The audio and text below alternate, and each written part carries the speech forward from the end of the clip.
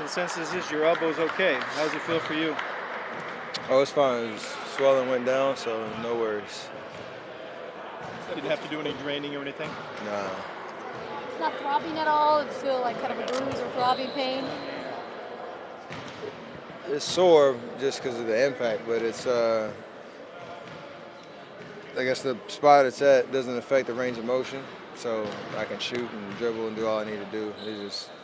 It's uncomfortable, but it's not necessarily painful.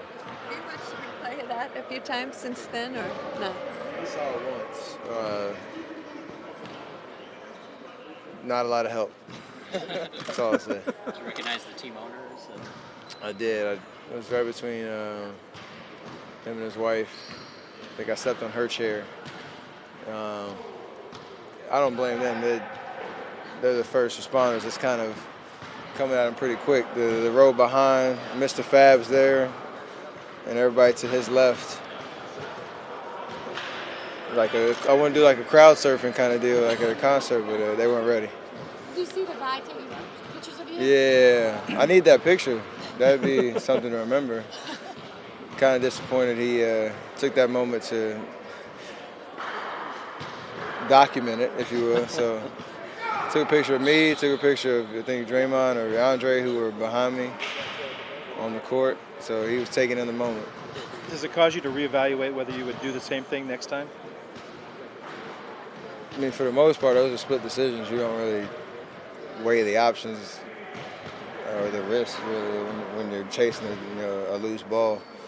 Obviously, I'd rather stay on the floor as much as possible and whatnot. It's kind of dangerous, but I don't know how you can play hard and do what you need to do in those situations, 50-50 balls or whatever, with any doubt in your mind of, all right, protect yourself, really, especially in a playoff situation. Have your coaches or teammates or anybody in the organization asked you to please don't do that again? Some have, but most know if it's a situation like that, I always try to make the best decision whether I can get the ball or not, but that's it. Overall, do you feel pretty banged up? I mean, got a couple injuries, now this. I mean, are you okay? I'm doing all right, man. It's nothing to really worry about.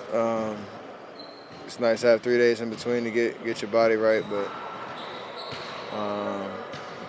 such it is in playoff basketball. That's you gotta be prepared for anything. Steph, that 37-footer you hit at OKC in overtime, is that a moment that sticks out among others in your MVP season? Well, this is a big shot and a big play and a very eventful night overall for a lot of different reasons. So to get that win was meant a lot. Just having been down in that game and claw our way back and the way we even just got into overtime. So regular season-wise, that was a big win for us and a big shot. It doesn't mean anything going back there for the playoffs.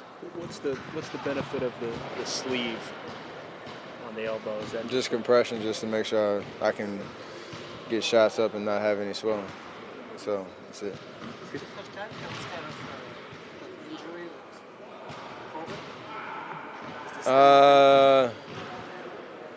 That severe, the way it looked during the game, yeah, but those are kind of, from what I hear, very common injuries. If you land on something, a hard surface, or get bumped, elbow, hip, knee, they tend to kind of swell up.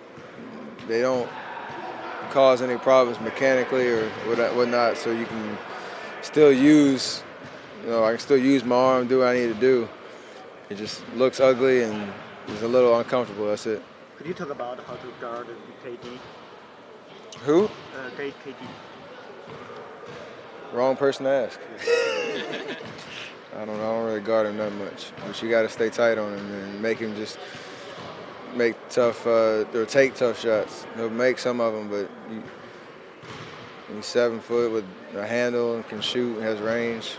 He's a tough matchup. How much of a luxury is it to have someone like Draymond who can play that sort of center field on defense and help out where he's needed against this team and the way you guys are playing defense?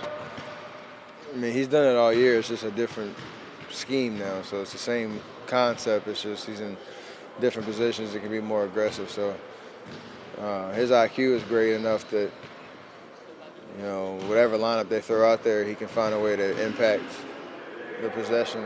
And, you know, our job around him and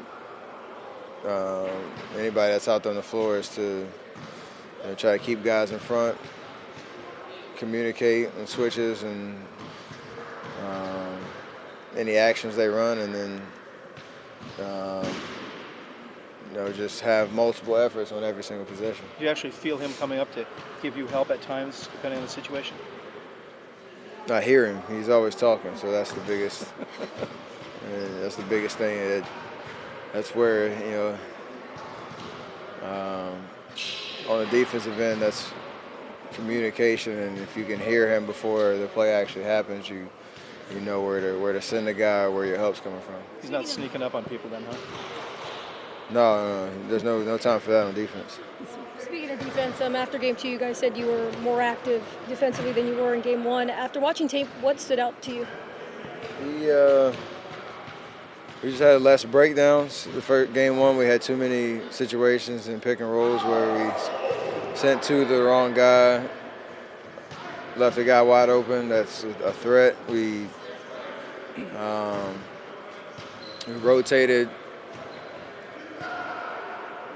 without having IQ of where we were going, and we just kind of, you know, paid attention to the details on those kind of situations. Obviously, it wasn't perfect. We can continue to get better. There were still a couple of slip-ups, but in the half-court offense, we measured our success by just trying to make them take tough shots every possession, and we were able to do that. How important has Andre been on defense for you guys in those first 2 games? I mean, he's huge. He's trying to bother KD as much as he can. You know, swiping at the ball, making him uncomfortable with the dribble, and just contesting shots. Obviously, KD's had big numbers, and he's going to get points just because he has the ball in his hands so much and whatnot. But over the course of 48 minutes, you hope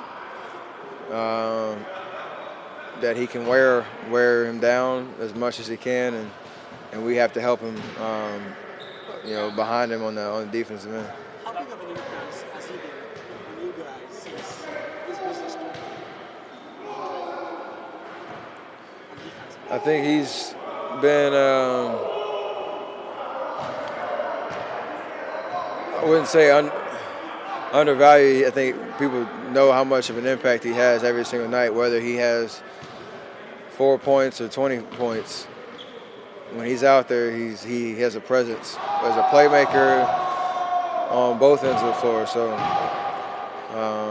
he's a huge X factor for us, and it obviously showed in the playoffs last year, and it's continuing to show as we go through this playoff run. Last game, second quarter, you just got one attempt on the court. Is that part of your plan? Did Steve ask you to do that, or just you play by yourself? Just have creativity and make plays. That's what he trusts us to do all the time.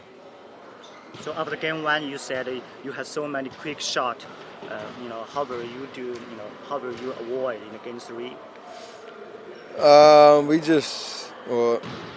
Some of the quick ones we took in Game 2, we made them, which helps. But there were still certain situations where we got a little rushed. On second chance opportunities, not taking our time and resetting and whatnot, but for the most part of the second half, we moved the ball from side to side, and everybody touched it and got involved and made them make decisions on defense and hopefully have some breakdowns, and we were able to get open looks. People always talk about your offense and how gifted you are on offense. How do you rate yourself as a defensive player? I feel like I go out and do what I'm supposed to do. Whether it's noticeable or not, I try not to have any breakdowns on the ball, guarding, you know, my man, getting steals, deflections, contesting shots, rotating when I need to. I love that people try to, create mismatches with me on the defensive end because those are, one, I love that challenge just as a competitor, and two, most of the time it means they're doing something that they usually don't like to do. So we welcome, that kind of game plan against us. Thanks, Steph. Thanks, Steph.